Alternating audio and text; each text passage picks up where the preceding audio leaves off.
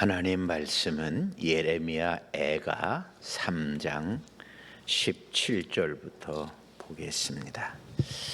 예레미야 애가 3장 17절부터입니다. 가정에서 예배를 드리는 분들도 모두 일어서셔서 말씀 앞에 설 수 있기를 바랍니다. 제가 한 절 읽고 함께 한 절 읽도록 하겠습니다. 주께서 내 심령이 평강에서 멀리 떠나게 하시니 내가 복을 내어 버렸으며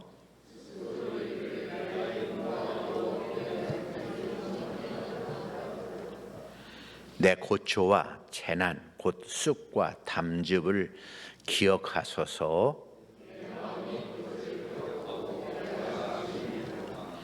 이것을 내가 내 마음에 담아 두었더니 그것이 오히려 나의 소망이 되었사옴은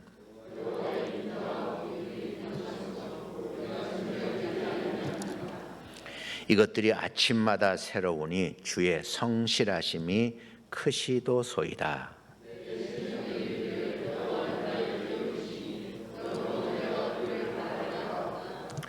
기다리는 자들에게나 구하는 영혼들에게 여호와는 선하시도다.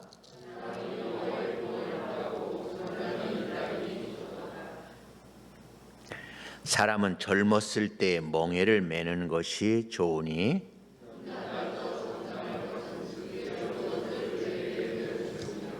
아멘. 하나님의 말씀입니다. 이 시간 특별 찬송 있겠습니다.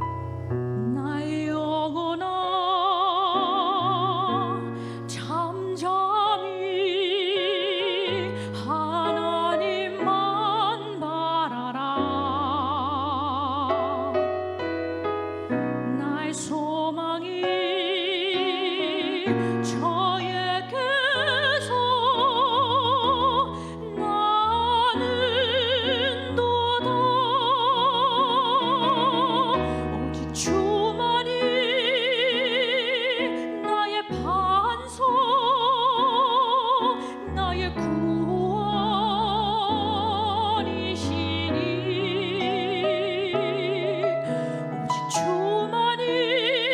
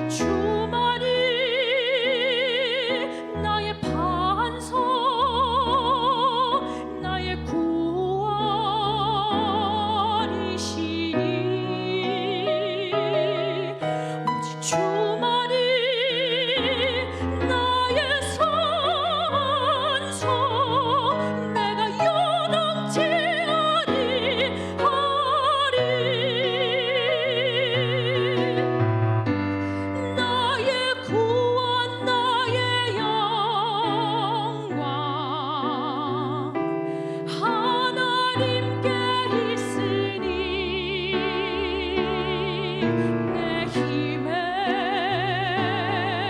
반석과 피난처 되시네.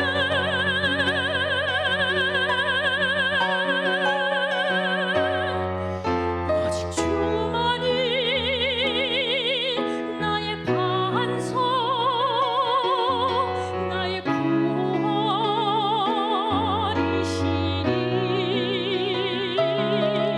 오직 주만이 나의 선서, 내가 요동치 아니하리. 오직 주만이 나의 반석, 나의 구원이시니.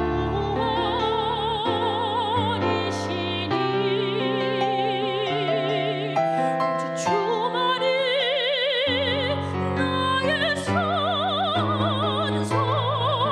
내가 요동치 아니하리. 내가 요동치 아니하리. 내가 요동치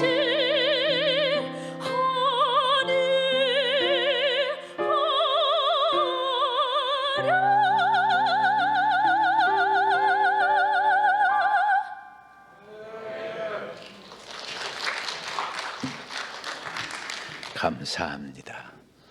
영상으로 예배를 드리는 분들이 너무 예배 시간이 짧다고 해서 특성을, 성가대는 같이 연습해야 되니까 어려워서 못하지만 혼자 하는 특성을 부탁을 했습니다.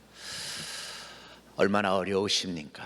코로나 바이러스 때문에 움직이지도 못하고 코로나 바이러스 때문에 어떤 일도 하기가 어려운 그런 시대입니다. 그러나 오늘도 하나님이 여러분과 함께 하심을 믿으면서 용기를 가지시기를 축원합니다.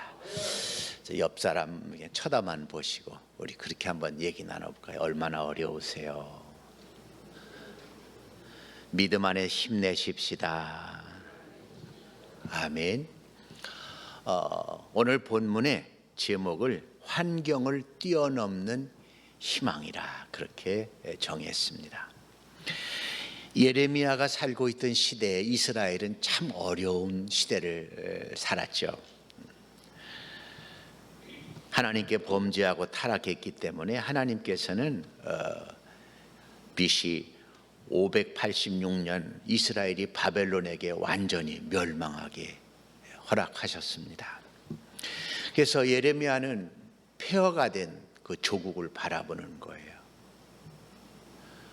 도시들이 다 폐허됐죠. 예루살렘 성전마저도, 그들의 유일한 최고의 희망인 성전마저도 다 무너져 버렸습니다.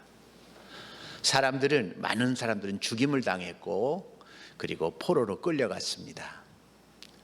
남아있는 사람들마저도 먹고 살기가 어려운 극심한 가난 속에 거할 수밖에 없었습니다. 그래서 이 예레미야는 그 오늘 본문에서 말하고 있는 그 예레미야는 정말 그 모습을 보면서 통곡하며 슬퍼하며 울었죠. 그래서 이 예레미야 애가라고 하는 이 말은, 예레미야 애가라고 하는 것은 그 참상을 보고 눈물을 흘리며 쓴 노래이다라고 하는 거예요. 지난주는 우리가 아가서를 했는데, 아가서는 사랑의 노래라면 오늘 애가는 슬픔의 노래라, 그렇게 말할 수가 있습니다. 애가서 1장 1절부터 2절에 보면 이렇게 시작합니다. 애가서의 시작이 슬프다 이 성이여, 전에는 사람들이 많더니 이제는 어찌 그리 적막한고.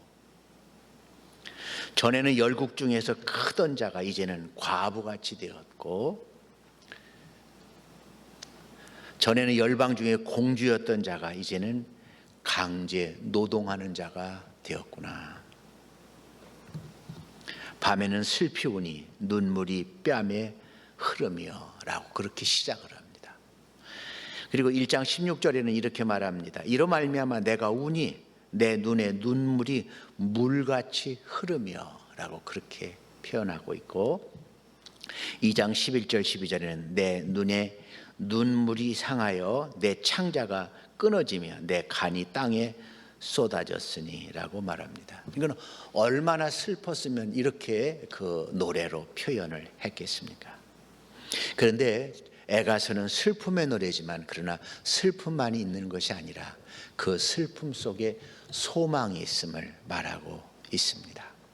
오늘 여러분, 우리가 이 시대를 그 시대와 비교할 수는 없어요. 완전히 패망하고 비참한 예레미야의 시대라고 말할 수는 없지만, 그러나 오늘날도 우리의 마음속에 희망을 잃어버리게 하는 어려운 것들이 많죠. 정치적으로 너무 불확실하고 너무 어려운 가운데 있습니다. 한 번도 경험해 보지 못한 삶을 우리는 경험하고 있는 시대라고 말할 수 있습니다.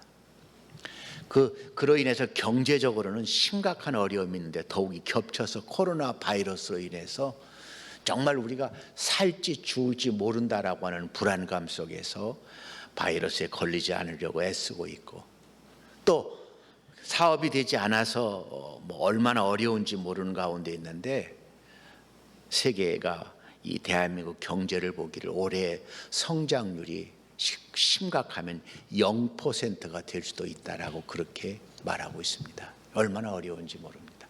미국도 대공황이 올지도 모른다고 말하고 있고, 미국도 비상사태를 이미 선포한 상태 가운데 있습니다.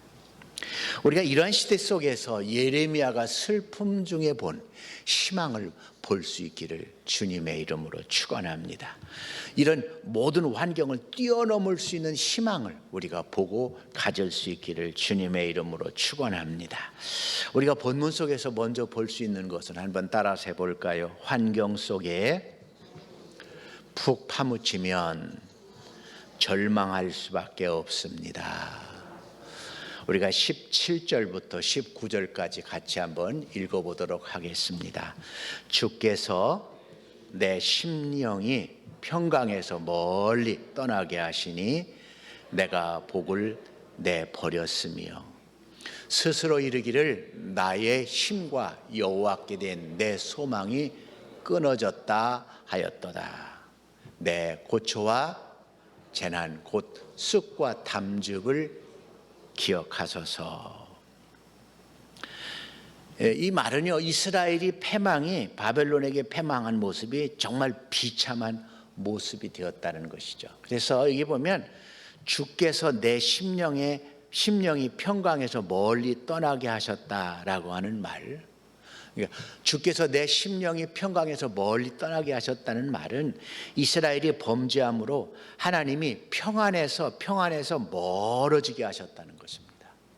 다시 말하면 전쟁, 그리고 전쟁으로 인한 죽음, 그리고 포로로 끌려가는 포로 생활, 강제 노역, 그리고 가난, 이런 것들이 평강이 아니라 고통의 연속, 고통 속에서의 어떤 절망으로 이끌었다는 것입니다. 그래서 여기 보면 17절 뒤에 부분에 이렇게 말하고 있어요. 한번 따라서 합시다. 내가 복을 내어버렸으며, 내가 복을 내어버렸다는 건 내 스스로가 복에 대한 어떤 희망, 기대를 포기했다. 더 이상 내게는 복이 없다라고 내 마음 스스로가 결론을 내려버렸다라고 하는 것이죠. 그래서 여러분이 얼마나 어려우면 이제 내 인생은 끝났어, 내 인생은 더 이상 희망이 없어, 내 인생은 축복이 없어, 내 인생은 이제 이렇게 고통 가운데 살다가 죽는 것뿐이야 라고 마음으로 절망했다라고 하는 사실입니다. 더욱이 18절은 이렇게 말하고 있어요. 스스로 이르기를, 스스로 내 자신에게 이르는 거예요. 나의 힘과 여호와께 된 내 소망이 끊어졌다 하였도다. 내 스스로에게 내가 스스로 말하는 거예요. 여기 보면 나의 힘이 소망이 없어졌다, 나의 힘과 소망이 없어졌다라고 하는 말은 내가 이 비참한 환경 속에서 이 비참함을 싸워 이겨나갈 힘이 내게 없다라고 하는 거죠. 내 대적들과, 다시 말하면 바벨론과 싸워 이길 힘이 우리에게 없다라고 하는 거예요. 뿐만 아니라 이 어려운 현실을 견뎌낼 힘도 없다는 거예요. 그러니까 나에게는 아무도 이 환경을 이길 수 있는 아무것도 없다라고 하는 거예요. 스스로 자신에게 말하는 거예요. 뿐만 아니라 이 하나님에 대한 희망도 없어졌다라는 것은 하나님께 범죄함으로 말미암아 온 그 재난이기 때문에 하나님이 도와주실 거야, 하나님께서 구원해 주실 거라는 기대도 가질 수가 없게 되었다라고 하는 그런 얘기입니다. 그러니까 내 자신이 해결할 수 없어요. 그러면 내 자신이 해결할 수 없다면 하나님이 도와주시기를 구할 수 있어야 되는데, 기대해야 되는데 하나님께도 기대할 수가 없게 되었다. 이게 스스로 말하는 거예요. 그러니까 낙심과 절망으로 가득했다는 거죠. 그래서 19절은요, 우리 같이 한번 19절 읽어볼까요? 내 고초와 재난 곧 쑥과 담즙을 기억하소서. 그러니까 내 고초와 재난, 쑥과 같고 담즙 같은 내 고통이 있음을 하나님 기억이나 해 주십시오. 그런 거예요. 도와달라 그렇게 말 못하고 내가 이런 상태에 있습니다 라고 그렇게 말하는 거죠.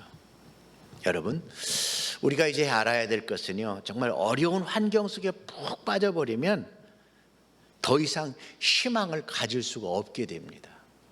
그 어려움 속에 내가 마음이 스스로 절망하게 되면 나는 평강에 떠나서 나는 이제 더 이상 아무 기대할 것도 없어, 내 힘도 없고 하나님도 나를 도와주시지 않아, 이렇게 생각한다면 그 다음에는 어떤 희망도 가질 수가 없게 되는 것입니다. 요즘 젊은이들을 3포 시대라고 말합니다. 요즘에는 4포, 5포, 뭐 7포 그렇게 얘기하는데, 3포라고는 너무 어렵기 때문에 연애도 포기하고 그리고 결혼도 포기하고 출산도 포기하는 걸 3포 시대라고 합니다.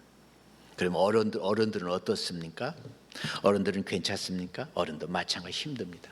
직장에서는 언제 정리해고될지 몰라서 정전긍긍합니다. 사업을 해보지만 사업이 정말 너무 어렵습니다.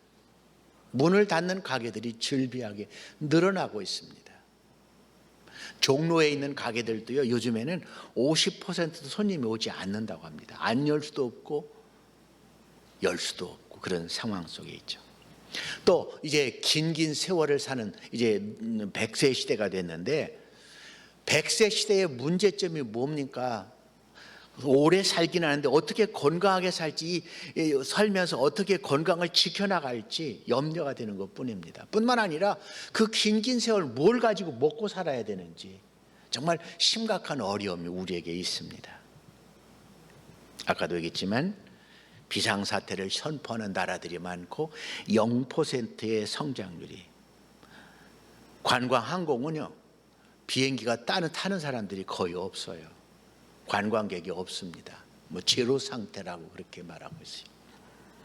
그런데 그런 가운데도 희망을 가질 수 있겠느냐? 그런 가운데 무슨 희망을 말할 수 있겠느냐? 그러나 사실은 환경보다 더 어려운 건 따라서 합시다. 어떤 환경 속에서도 가장 불행한 것은 가난과 질병이 아니라 희망이 없는 것이다. 아멘. 그래서요, 이 절망이라고 하는 것은 인간을 죽이는 독약이다. 그리고 희망은 그 모든 어려움을 이기는 어떤 명약이다, 이렇게 말하고 있습니다. 한번 따라서 합시다. 절망은 인간을 죽이는 독약이고 희망은 인간을 살리는 명약이다. 어느 과학자가 실험을 했다고 합니다. 실험을 했는데 쥐 2마리를 이렇게 가둬놓았어요. 한 마리는요, 아무 빛이 들어가지 않는 어둠 속에다가 가둬놓고요, 한 마리는 조금 빛이 들어갈 수 있도록 해놓고 가둬놨습니다. 근데 하나도 빛이 들어오지 않는 곳에 가둬둔 쥐는 쉽게 죽고 말았다고 그래요. 그러나 빛이 조금이라도 들어가는 곳에 가둬둔 쥐는 오랫동안 살아 있었다고 합니다.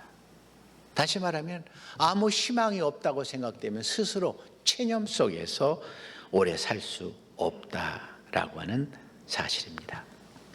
그런데 우리가 오늘 생각해야 될 것은 정말 중요한 건데요. 따라서 합시다. 희망은 좋은 환경이 아니라 의지이고 결심이다. 다시 말하면 예레미야의 때처럼 또 지금의 어려운 현실처럼 아무리 환경이 어렵더라도 희망이라고 하는 것은 환경을 보고 갖는 게 아니라 나는 희망을 갖기로 결심했다. 나는 희망을 가지고 살도록 내가 그렇게 의지적으로 선택했다라고 하는 것이 희망이라고 하는 것입니다. 아멘. 한번 따라서 합시다. 희망은 환경을 뛰어넘는 의지이고 결심이고 선택이다. 아멘. 앞에서도 말했지만 많은 사람들은 환경을 바라보면서 나는 아무것도 할 수 없어. 나는 지금 연약해, 무능해. 그래서 나는 희망이 없어. 또 하나님도 나를 버리셨어. 나는 희망이 없어라고 말하지만 어떤 경우에서라도 어떤 사람들은 나는 희망을 갖기로 결심했어. 나는 희망을 갖기로 선택했어. 라고 그렇게 생각하고 노력한다는 것입니다. 혹시 오늘 여러분 예배를 드리고 있는 여러분들 가운데 이렇게 정말 희망을 잃어버린 분이 있다면 오늘 믿음 안에서 의지를 가지시고 선택하시고 희망을 가지시기를 주님의 이름으로 축원합니다. 아멘. 그러면요 우리가 어떻게 희망을 가질 수 있겠는가 오늘 본문에서 생각할 것은 따라서 합시다. 희망의 눈으로 환경을 바라봅시다. 아멘. 우리가 한번 20절부터 22절까지 같이 한번 읽어보도록 하겠습니다. 내 마음이 그것을 기억하고 내가 낙심이 되오나 이것을 내가 내 마음에 담아 두었더니 그것이 오히려 나의 소망이 되었사옴은 22절 여호와의 인자와 긍휼이 무궁하심으로 우리가 진멸되지 아니함이니이다. 아멘. 20절에 내 마음이 그것을 기억하고 내가 낙심이 되었사오나 이렇게 말하고 있습니다. 다시 말하면 이 환경, 어려운 환경을 마음에 이렇게 담아놓고 기억하면 기억할수록 낙심할 수밖에 없다는 것입니다. 내 마음속에 그 환경을 자꾸만 생각할수록 낙심되는 거예요. 그래서 여러분 우리가 해야 될 일은 뭐냐면 어려운 환경을 내 마음에 이렇게 담아놓고 또 기억하고 또 기억하고 또 되씹고 또 되씹고 해서는 안 된다는 거죠. 뭐 옆에 사람을 쳐다보시고 속으로만 얘기해 주시든지 아니면 뭐 얘기하시든지 어려운 환경을 껌 씹듯 씹지 맙시다 이렇게 한번 얘기하세요. 어려운 환경을 껌 씹듯이 되씹지 맙시다. 아멘. 마스크 쓰고 우리가 말하려는 거죠. 정말 여러분요 내 마음이 그것을 기억하고 내가 낙심되오나 라는 말은요 어려운 환경을 자꾸만 생각하면 할수록 우리는 낙심할 수밖에 없다는 거예요. 아멘. 근데 21절은 이렇게 말합니다. 이것을 내가 내 마음에 담아두었더니 그것이 오히려 나의 소망이 되었습니다. 한번 따라서 합시다. 내 마음에 담아두었더니 나의 소망이 되었습니다. 근데 여기 담아두다라는 말은요 아쉬브라고 하는 말인데 이 아쉬브라는 말은 돌아가다 돌아오다라는 의미입니다. 그래서 이 돌아가다 돌아오는 건 내 마음을 다시 돌이켜 생각해보다 그런 뜻입니다. 그러니까 담아두었다는 말 그냥 그 고통을 그대로 가지고 있다는 말이 아니라 다시 되돌아봤다, 다시 생각해보았다 그런 이야기인 것이죠. 곧 낙심할 수밖에 없는 환경, 좀 쑥과 담즙과 같은 환경, 그 환경을 다시 한번 생각해보고 더 깊게 생각해보고 그랬더니 오히려 그것이 오히려 나의 소망이 되었다, 축복이 된다는 것을 알았다라고 하는 것입니다. 믿으십니까?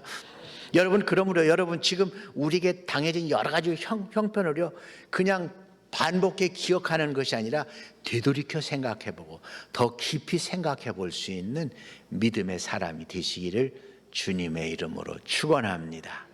근데 깊이 생각해 보기만 하는 것이 아니라 그 더 중요한 것은 믿음으로 생각해 보는 건데요. 22절 한번 같이 바라볼 수 있기를 바랍니다. 여호와의 인자와 긍휼이 무궁하심으로 우리가 진멸되지 아니함이니이다. 아멘. 이 인자와 긍휼이라는 것은 하나님이 자기 백성을 사랑하시는 언약적인 사랑입니다. 하나님은 그 언약하신 것을 바꾸지 않고 끊임없이 사랑하는 게, 그러니까 하나님의 언약과 그리고 긍휼하심을 가지고, 인자와 긍휼하심을 가지고 그 환경을 다시 한번 쳐다봤더니 달리 보였다라고 하는 거예요. 아멘. 관점이 다른 관점을 가지고 환경을 보았더니 그 환경이 고난이 아니라, 담즙이 아니라 축복이었다, 은혜였다라고 하는 것입니다. 그래서 여러분이요, 환경을 뛰어넘는 그런 여러분이 될 희망을 가지려면 여러분이 지금 당하고 있는 어려운 현실 속에서 그것을 그냥 반복해서 생각하는 게 아니고, 그 생각에 깊이 빠져버리는 게 아니고, 하나님의 자비와 긍휼을 가지고 그것을 다시 한번 쳐다보고 더 깊게 쳐다볼 수 있는 여러분 되시기를 주님의 이름으로 축원합니다. 아멘. 자, 여러분, 제 얼굴을 한번 보시고요, 지난주보다 더 이뻐지지 않았어요? 아멘. 어느 분이 그 화면으로, 이렇게 텔레비 화면으로 봤는가 봐요. 지금 점도 많고 검어졌다고 좀 뭐 좀 바르라고 그래서 조금 바르기는 했는데 다시 한번 잘 살펴보시고요, 한번 보세요. 근데 여러분요, 환경을 그냥 쳐다보면 고난이지만 하나님의 자비와 하나님의 긍휼하심을 가지고 쳐다보면 그 환경이 은혜이고 축복인 것을 알게 된다라고 하는 그런 사실입니다. 아멘. 믿으시면 아멘 하시기를 바랍니다.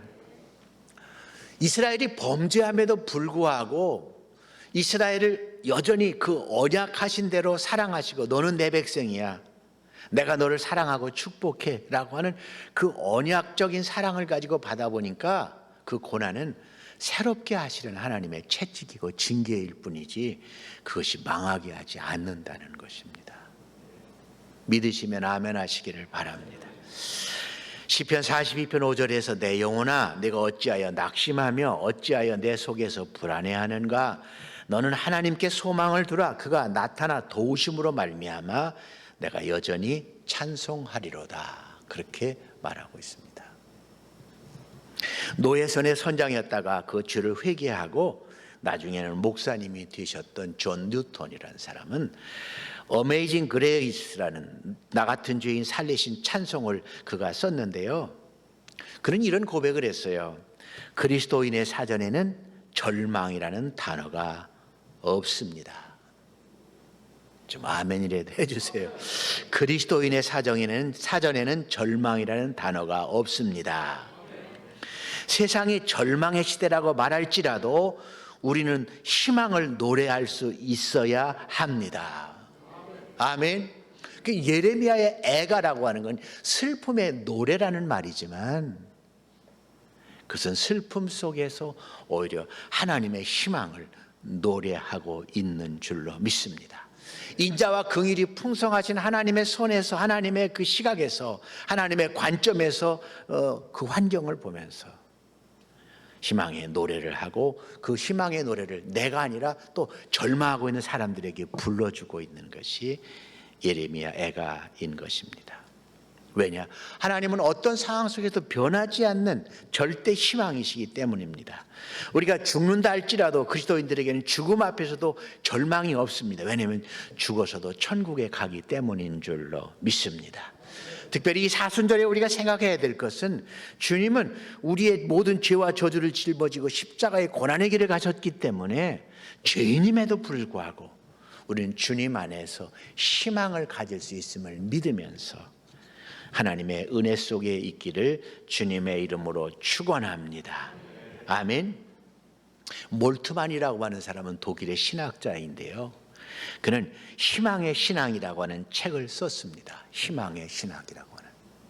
그는 이런 말을 했어요. 희망을 상실한 것은 태만의 죄다. 따라서 합시다. 희망을 상실한 것은 태만의 죄다. 지옥은 희망을 잃어버린 곳이다. 아멘. 그러니까 그가 말하는 건 희망이 없다는 건 지옥이라는 것이고, 희망을 상실하는 것은 죄악이라는 거예요. 왜? 그리스도인들에게는 희망이 있기 때문이죠. 그리고 그는 기독교적인 희망을 희망에 저항하는 희망이다. 그렇게 말해요. 희망에 저항하는 희망이다. 희망을 뛰어넘는 희망이다. 희망이 끝났을 때 갖는 희망이다. 그렇게 말하고 있습니다. 로마서 8장 24절 25절은 우리가 소망으로 구원을 얻었음에 보이는 소망이 소망이 아니니 보는 것을 누가 바라리요. 만일 우리가 보지 못하는 것을 바라면 참음으로 기다릴지니라 라고 그렇게 말했습니다. 그러나 하나님의 희망은 희망할 수 없는 그 상태의 희망을 가지는 것이다, 그런 얘기죠. 로마서 4장 14절은요, 아브라함이 바랄 수 없는 중에 바라고 믿었으니 라고 말하고 있습니다. 따라서 합시다. 아브라함이 바랄 수 없는 중에 바라고 믿었으니. 이 공동 번역에서는 절망 속에서도 희망을 잃지 않고 믿었다, 그렇게 말하고 있고요. 영어 성경은 against all hope라고 번역했습니다. 다시 말하면 모든 희망을 거스린 희망, 혹 모든 희망에 저항하는 희망이라는 말을 했는데요. 희망이 다 사라지고 난 다음에 희망이라 그런 말입니다. 그래서 희망이 없는 그곳에 희망을 가지는 기독교 희망인데 몰트만은 그것을 부활의 희망이다, 그렇게 말하고 있는 것입니다. 왜냐하면 부활의 희망 안에서 생명은 죽음과 싸우고 또 영광은 고난과 싸우고 평화는 다툼과 싸우기 때문이죠. 믿습니까? 그래서 우리가 한 가지 할 일은요, 정말 이 어려운 환경 속에서 하나님의 자비와 긍휼이라는 그 관점을 가지고 잘 쳐다보면, 다시 한번 생각해 보면 우리 어려운 현실도 희망이다. 우리는 그것을 선택하고 우리는 그것을 잘 붙잡아야 된다라고 하는 사실이죠. 아우슈비츠 유대인 수용소에서 살아남은 생존자 중에 하나인 빅터 프랭클이라는 사람은 죽음의 수용소라는 그런 책을 썼습니다. 그는 이런 얘기를 했습니다. 내가 어떤 마음의 자세를 갖는가, 내가 어떤 마음의 자세를 갖는가라는 것은 환경의 문제가 아니라 내 자신의 선택에 달린 문제라는 거죠. 그러니까 환경은 뭐 어떻든지 간에 중요한 건 그 속에서 내가 어떤 마음의 자세를 갖는가는 누구의 문제예요? 나의 선택의 문제라는 거예요. 그래서 나는 언제나 그 죽음의 수용 속에서 비참한 현실 속에 살았지만 나는 언제나 희망을 선택하기로 그렇게 내가 작정을 했고, 그것이 내 생명을 1초 1초 연장해서 살아남을 수 있었다라고 그렇게 말하고 있습니다. 다른 포로들보다 더 건강하지 않았습니다. 정말 죽음의 수용소의 상황은 절망 그 자체죠. 그러나 거기에서 희망을 선택한 그는 그 고통을 이겨나갈 수가 있었다는 것이죠. 그래서 오늘도 우리가 하나님의 자비와 긍휼을 가지고 이 절망의 상황 속에서 우리가 희망을 선택한다면 우리의 삶은 은혜와 축복으로 가득 채워질 줄로 믿습니다. 우리가 오늘 본문에서요, 세 번째로 생각할 것은 따라서 합시다. 오직 여호와 하나님만이 우리의 기업이십니다. 아멘. 23절 24절 말씀을 보도록 하겠습니다. 이것들이 아침마다 새로우니 주의 성실하심이 크시도소이다. 내 심령에 이르기를 여호와는 나의 기업이시니 그러므로 내가 그를 바라리라 하도다 라고 말합니다. 자, 예레미야는 이제 새로운 믿음의 시각을 가지고 환경을 바라봅니다. 이제 자비와 긍휼이라는 하나님의 시각을 가지고 이렇게 환경을 쳐다봅니다. 그랬더니 세상이 완전히 새롭게 보이는 것입니다. 절망의 어둠을 뚫고 비추는 하나님의 놀라운 희망을 그는 날마다 아침마다 바라볼 수 있었습니다. 그래서 이것들이 아침마다 새로우니 주의 성실하심이 크도소이다 라고 말하고 있습니다. 정말 생각해 보십시오. 옛날에는 담즙이요 쑥과 같고 옛날에는 절망이요 통곡이었지만 그러나 그것을 하나님의 자비와 긍휼이라는 시각과 관점을 가지고 새롭게 쳐다보았더니 아침마다 새로운 하나님의 은혜와 성실하심을 보게 되었다는 것입니다. 눈물의 선지자가 희망의 선지자로 바뀐 것입니다. 왜? 하나님이 어떤 분인지를 그가 더 잘 알게 되었기 때문인 것입니다.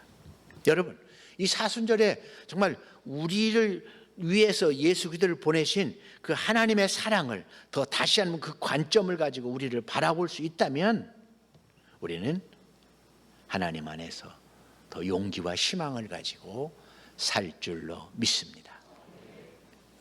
우리가 일출을 보러 갈 때가 있죠. 일출을 보러 가면 어떤 때는 구름 때문에 해가 뜨는 걸 보지 못해요. 그러면 어떤 사람이 이렇게 얘기하죠. 오늘은 해가 안 뜨는가 봐. 가자. 그리고 가죠. 여러분, 구름이 끼었다고 해가 안 뜨는 건 아니죠. 해는 언제나 365일 똑같이 뜨고 있죠. 그러나 구름 때문에 안 보일 뿐이죠. 하나님의 자비와 성실하심은 우리의 환경이 어렵다고 해서 변하는 분이 아닙니다. 하나님은 언제나 365일 똑같이 자비와 긍휼을 가지고 우리에게 다가오시는 분인 줄로 믿습니다. 근데 우리가 이 먹구름, 환경의 먹구름 속에서 하나님을 의심하게 되니까, 하나님에 대해서 불신하게 되니까 그 밝은 빛을 보지 못할 뿐인 줄로 믿습니다. 그러므로 이 하나님의 자비와 긍휼을 가지고 그 믿음으로 환경을 보신다면 먹구름 뒤에 계신, 환경의 어려움 뒤에 계신 하나님의 역사를 보게 될 줄로 믿습니다. 그래서 우리가 한번 24절 다시 한번 같이 읽어볼까요? 내 심령에 이르기를 여호와는 나의 기업이시니 그러므로 내가 그를 바라리라 하도다. 아멘. 자, 나의 기업이라고 하는 말은 여호와 하나님이 내가 살아갈 삶의 근거이다, 나의 소망이 된다는 거예요. 이제 내 삶의 환경, 좋은 환경이 내가 살아가는 근거가 아니라, 내 삶의 미래가 아니라 하나님이 나의 삶의 근거이고 미래라고 하는 것이죠. 그래서 환경을 의지하는 것이 아니라, 환경을 보고 절망하는 것이 아니라 하나님을 믿으며 하나님을 의지하겠다라고 하는 것입니다. 왜? 하나님은 내 인생을 책임져 주시고 하나님은 내 인생을 하나님의 은혜와 축복 속에 세워주시기 때문인 줄로 믿습니다. 아멘. 여러분, 환경이 여러분을 축복으로 이끄는 거 아닙니다. 우리가 가서 사주팔자를 보면 백마탄 기사가 오겠다, 좋은 기인을 만나겠다, 아닙니다. 그 환경, 그것이 아니라, 환경이 아니라, 운세가 아니라 하나님이 우리의 인생을 보장해 주시는 분임을 믿으시기를 바랍니다. 이사야 40장 31절은 이렇게 말합니다. 오직 여호와를 앙망하는 자는, 오직 여호와를 앙망하는 자는 새 힘을 얻으리니 독수리가 날개치며 올라감 같을 것이요 다른 박질하여도 곤비하지 아니하겠고 걸어가도 피곤하지 아니하리로다. 믿습니까?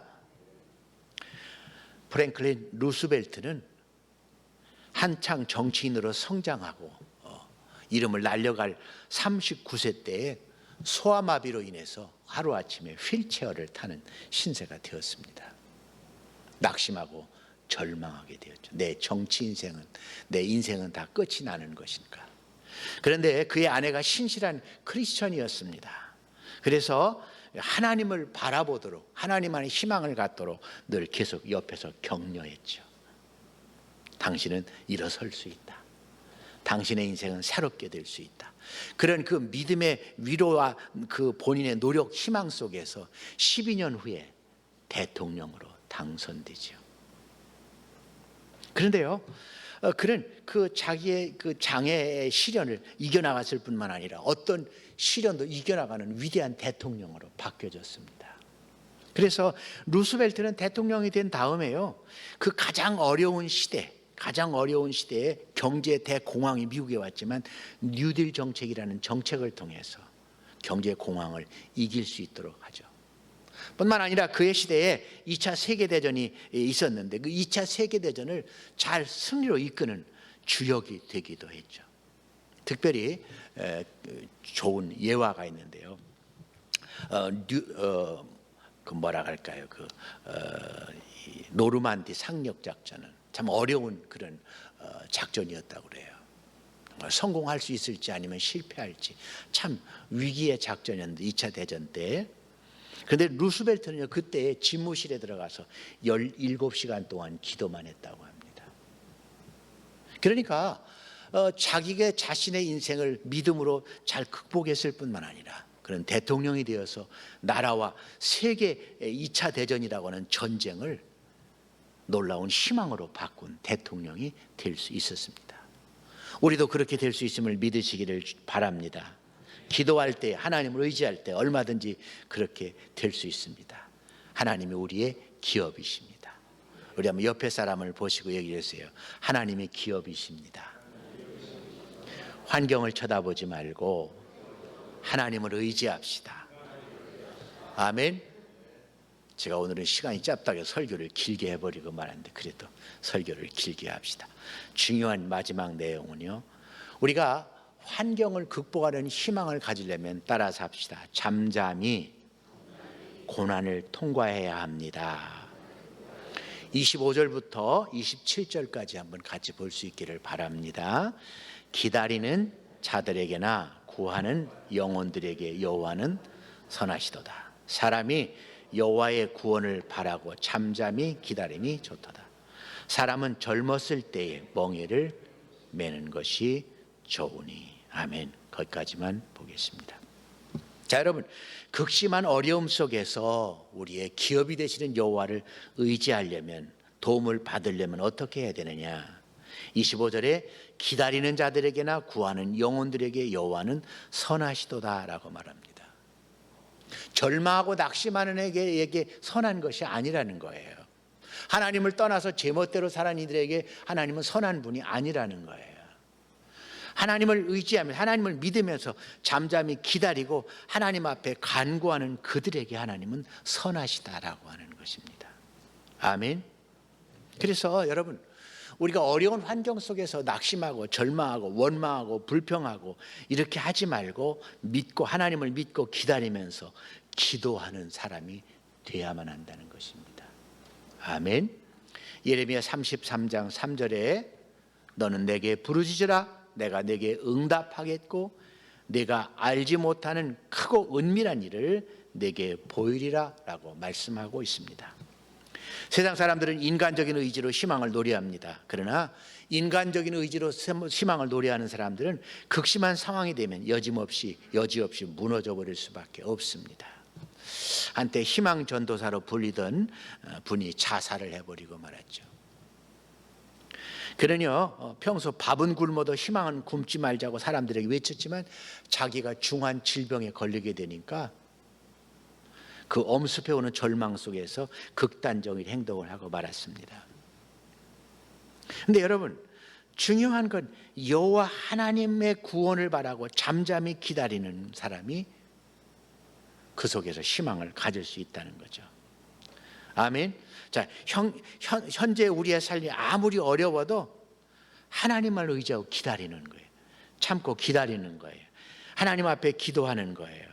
그러면 하나님이 놀라운 은혜와 축복을 더하실 줄로 믿습니다. 신명기 30장 19절은 이렇게 말합니다. 너와 내 자손이 살기 위하여 생명을 택하라. 박민스터 풀러라는 사람은 대학을 다니다가 퇴학을 당하고 말았습니다. 그뿐만 아니라 사업을 시작했는데 사업하는 것마다 실패하게 됐습니다. 그러니까 계속 실패하는 거예요. 학교도 제대로 졸업을 못했죠. 사업도 계속 실패. 그러니까 자기 마음속에 절망감이 들어서 그래서 이제는 어쩔 수 없이 죽어야 되겠다 그런 마음을 가지고 그래서 어떤 미시간 호수에 가서 자살하려고 뛰어들려고 했습니다. 그런데 정말 절망스러운 상황 속에서 이렇게 하늘을 쳐다보면서 많은 무수한 별들이 반짝이는 모습을 보았습니다. 그러면서 하나님의 창조의 신비를 바라보면서 자기 마음속에 들려오는 음성이 뭐였는가 하니 자연의 존재가 스스로 없어지지 않는 것처럼 내 생명도 스스로 없앨 권리가 내게는 없다. 그런 마음이 들려왔습니다. 그래서 자연이 저렇게 많은 별들이 움직이지 않고 뭐 스스로 없어지지 않고 반짝이는 것처럼 나도 내 인생을 좀 변화시켜 봐야 되겠다, 그런 의지를 가지고 자살하는 마음을 오히려 열정적인 노력을 가지고 노력합니다. 그래서 그는 발명가, 기술자, 수학자, 건축가, 시인, 천문학자로 명성을 떨치게 되죠. 12개 분야에서 명예 박사학위를 받았고요. 그리고 그는 지구를 57회나 돌면서 수백만 명에게 희망을 강의하는 사람이 되었죠. 왜? 자살하는 순간에 하나님을 바라보는 그런 가운데 그는 하나님 안에서 새로운 결심을 했기 때문입니다. 또 한 사람을 얘기하면서 설교를 마무리하겠습니다. 에티오피아의 마라토너 아베베라고 하는 사람은 1960년에 로마 올림픽에서 세계 신기록을 세웠는데 그것도 맨발로 세계 신기록을 세웠습니다. 놀라운 일이죠. 그리고 1964년 도쿄 올림픽에서 다시 한번 이제 도전하게 되는데 한 달 전에 맹장 수술을 하게 됩니다. 한 달 전에 맹장 수술했지만 참석해서 다시금 세계 신기록을 갱신하게 되죠. 그리고 1968년에 이제 멕시코 올림픽에 다시 제 3차 도전을 하는데 경기 도중에 다리가 골절돼 가지고 경기를 포기할 수밖에 없게 되죠. 근데 더 놀라운 거는 그 얼마 후에 교통사고가 나서 하반신을 절단하게 됩니다. 영원히 뛸 수 없는 사람이 되었죠. 하지만 그는 절망하거나 포기하지 않고 남은 두 팔을 가지고 열심히 훈련해서 노르웨이 장애인 올림픽에서 금메달을 획득하게 됩니다. 그에겐 예수 그리스도께서 주신 희망이 있었기 때문인 것입니다. 그는 이렇게 간증했습니다. 저는 두 다리를 쓰지 못하게 되었지만 아직도 쓸 수 있는 두 팔을 바라봄으로 새로운 희망을 찾게 되었습니다. 여러분 환경이 아무것도 없고 절망과 고통밖에 없다 할지라도 하나님의 계심을 발견할 수 있기를 바랍니다.